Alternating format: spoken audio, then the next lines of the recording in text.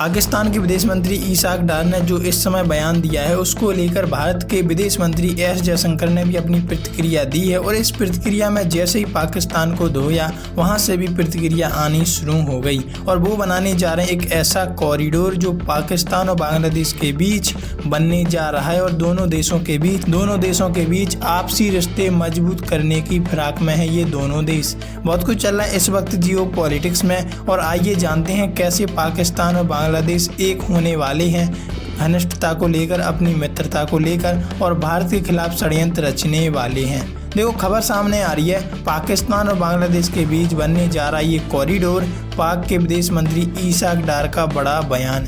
इस बयान में उन्होंने वो बातें रखी जो किसी देश को पसंद ना आए, जैसे भारत हुआ, लेकिन क्या रखी ये जानने के लिए आगे बने रहिए। देखो बांग्लादेश में तख्ता पलट के बाद से पाकिस्तान लगातार मोहम्मद यूनुस की अंतरिम सरकार के साथ मिलकर नए नए प्रोजेक्ट पर काम कर रहा है। पाकिस्तान शिक्षा व्यवस्था खुद चौपट हो चुकी है, ये आप अच्छे से जानते हैं। वह अब बांग्लादेश के छात्रों को शिक्षा मुहैया कराने की बात कर रहा है, मतलब खुद के देश में ही शिक्षा व्यवस्था चौपट हो चुकी है और दूसरे देशों को शिक्षा पहुंचाने चले हैं। दोनों देशों ने शिक्षा और बिजनेस के क्षेत्र को मजबूत करने के लिए पाकिस्तान बांग्लादेश नॉलेज कॉरिडोर की शुरुआत की है। पाकिस्तान के विदेश मंत्रालय ने एक्स पर पोस्ट कर ये जानकारी दी है।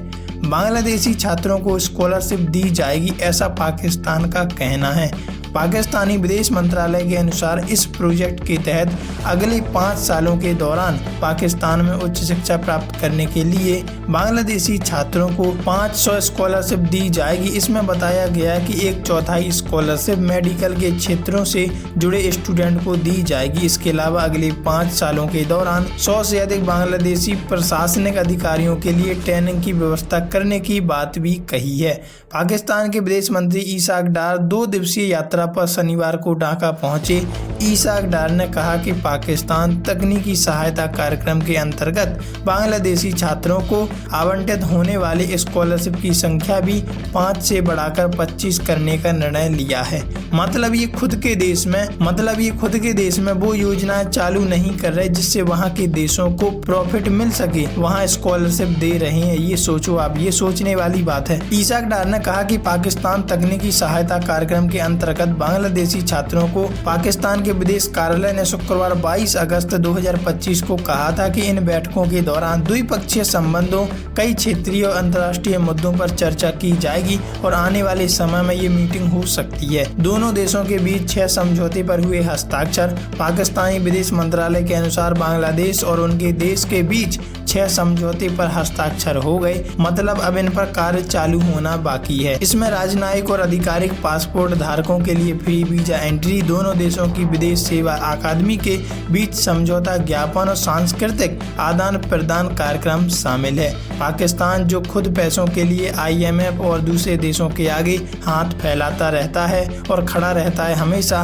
वह बांग्लादेश के छात्रों को स्कॉलरशिप देने की बात कर रहा है। इसके पीछे कोई झोल है और ये रणनीतिक एक कूटनीतिक व्यवस्था है जो राजनीति के लिए खेली जा रही है। किसको मुहैया बनाने के लिए? भारत को मुहैया बनाने के लिए। हाल ही में IMF ने पाकिस्तान से केंद्रीय बैंक बोर्ड से वित्त सचिव को हटाने और डिप्टी गवर्नर के पदों को भरने का फरमान सुनाया था। पाकिस्तान IMF के $7 अरब के ऋण कार्यक्रम को लागू कर रहा है। उसे मॉनेटरी फंड से करीब $1 अरब की किस्त तभी मिलती है तब वह निर्धारित शर्तों का पालन करता है, क्योंकि पहले से ही कई देशों से, कई संगठनों से ये कर्ज ले चुका है। वैसे आप इस बारे में क्या कहना चाहते हैं? कमेंट में लिखकर अपनी राय जरूर साझा कीजिएगा।